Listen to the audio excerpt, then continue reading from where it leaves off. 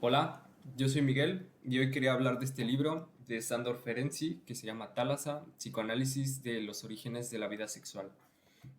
Sándor Ferenczi fue un médico y psicoanalista húngaro nacido el 7 de julio de 1873 en Miskolc, Hungría, y que se murió el 22 de mayo de 1933 en Budapest. A manera de introducción, me gustaría leer lo que dice en la contraportada del libro.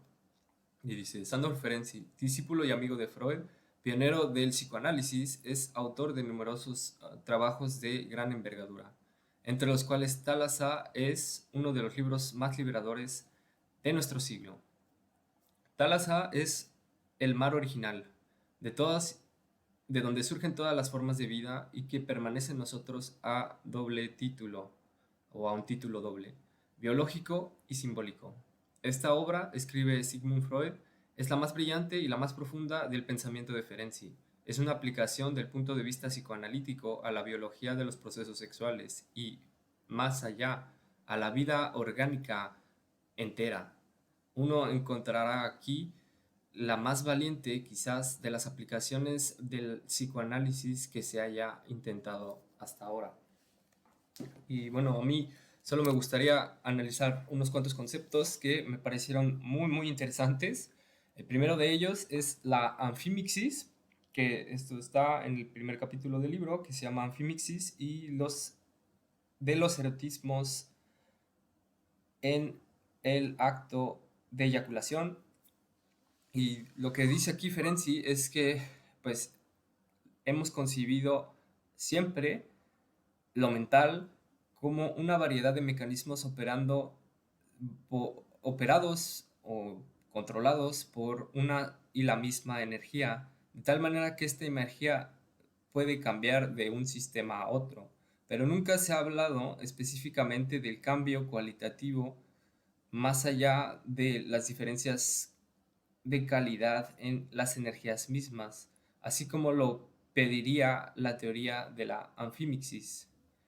Tenemos que considerar si no deberíamos cambiar la concepción de una energía, pero muchos mecanismos, por una multiplicidad de formas de energía.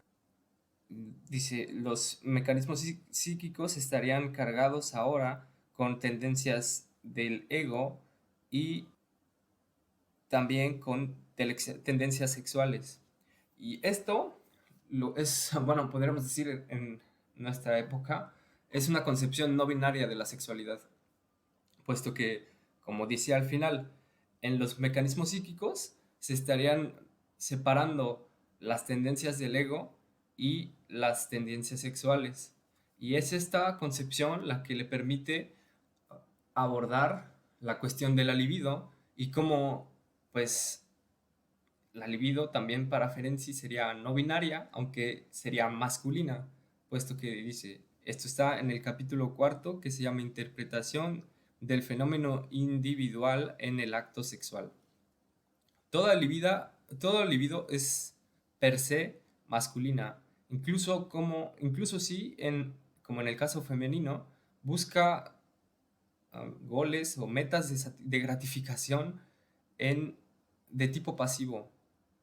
Y bueno, este es uno de los movimientos que me parecía bastante interesantes de Ferenczi, cómo al acercarse a la biología no solo está tratando de llevar el sexo a o que termine siendo simplemente un proceso procreativo o de gestación, sino que además está analizando cómo dentro de el mismo proceso mental que está relacionado con tanto la sexualidad como la concepción individual en el sentido de el yo, hay, como él decía, una multiplicidad de formas de energía.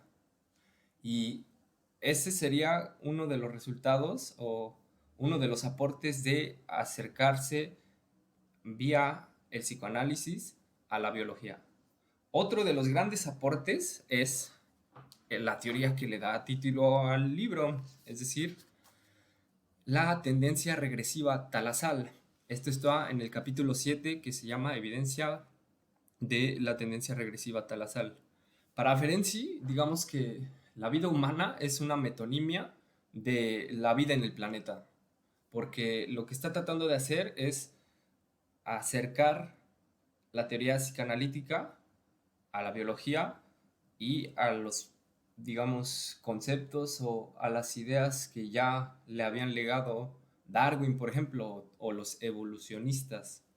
Pero bueno, aquí, por ejemplo, dice, podemos percibir en los curiosos comportamientos que caracterizan la procreación en el reino animal, podemos percibir antecedentes biológicos en esto, tanto de las maneras, las varias maneras en las que se manifiesta la sexualidad infantil, como de los comportamientos de los perversos. Y bueno, más adelante aquí está la metáfora principal. La madre sería propiamente el símbolo y el sustituto parcial del mar, y no a la inversa. Aquí Ferenczi está haciendo énfasis en ese momento en el que los seres en el planeta dejaron de vivir en el agua y salieron a la tierra. Y eso, ese proceso, ese paso del agua al mar, él lo está comparando con el nacimiento. Ese sería el estado talasal, el estado del feto al interior del vientre de su madre. Y bueno, aquí él lo describe con pues más precisión y dice, entre otras cosas, que la tendencia regresiva talasal no deja de actuar o no termina de actuar ni siquiera después del nacimiento, pero sino que se manifiesta en varias expresiones del erotismo, especialmente en el coito, pero también en el sueño y en estados relacionados.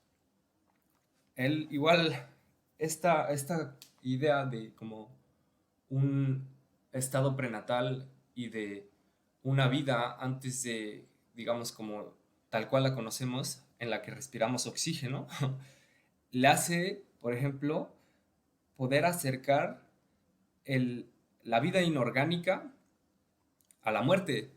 Y bueno, eso era como de las cosas que más me interesaban, sobre todo, digamos, como para él el sueño, el orgasmo o el coito y la muerte están relacionadas, puesto que nos recuerdan ese estado prenatal tranquilo, que bueno, aquí también hay páginas muy lindas sobre cómo describe eso.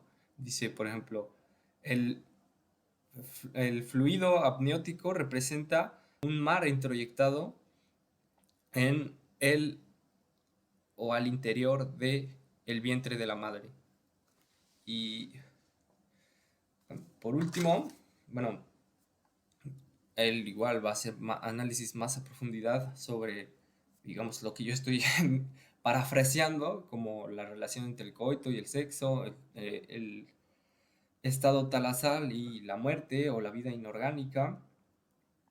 Y a mí me interesaba también cuando en el último capítulo habla de la diferencia entre lo masculino y lo femenino, um, pues como él describe eso que, digamos, el patriarcado nos ha acostumbrado a concebir como normalidad.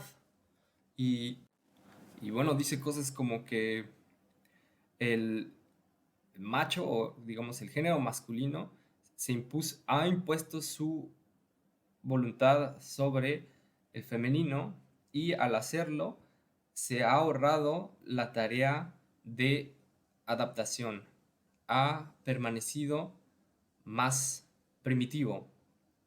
Y bueno, eso ya desde antes Ferenczi lo había tratado de explicar diciendo que biológicamente los hombres y las mujeres no evolucionaron de la misma manera debido a la brutalidad de los hombres.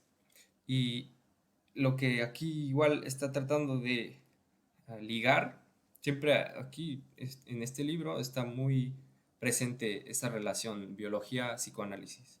Y otro de los resultados de esa relación, digamos, sería la manera en la que él está abordando el complejo de castración. Y bueno, dice, entre otras cosas, que la sujeción del hijo al poder punitivo del padre y la renuncia a su parte de brutalidad sexual es consecuencia del así llamado complejo de castración. Masculinidad y complejo de castración deberían desempeñar un rol de superación en el desarrollo de los caracteres sexuales y una fijación en cualquier estado anterior a la resolución de estos complejos o una regresión a uno de estos estados se debería desmentir todas las neurosis. Y bueno, creo que este es un buen ejemplo de cómo Ferenczi quiere utilizar las categorías desarrolladas por la biología para superar como el triángulo edípico, por decirlo así, o familialista, ¿no? Y pues también empezar a cuestionar las concepciones que se tienen desde hace siglos y milenios sobre la masculinidad. Y pues nada, bueno, yo llegué a este libro gracias a Pasolini, que lo mencionaba en Petróleo, en una novela buenísima. Y bueno, pues eso es todo, amigos. Si les gustó este video, pues denle like, igual pueden suscribirse a mi canal, pueden dejarme un comentario, pueden seguirme por Instagram también. Y nada, nos vemos pronto.